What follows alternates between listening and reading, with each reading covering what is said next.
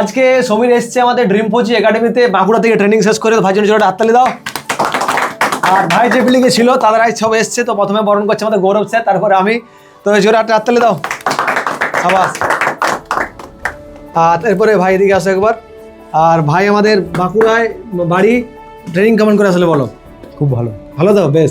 তো আজকে তোমরা কতটা খুশি হয়েছো মানে এসছে? বেশ।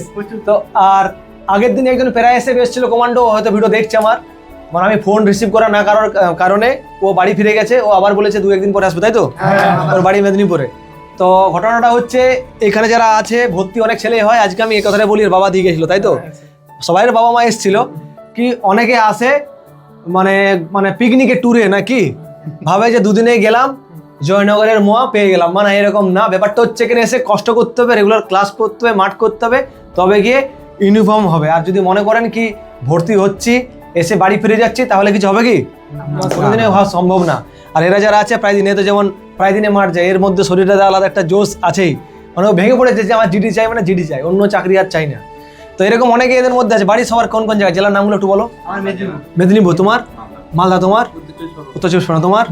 মালদা। তোমার? মুর্শিদাবাদ। তোমার? পূর্ব বর্ধমান। তোমার? দক্ষিণ। তোমার বর্ধমান?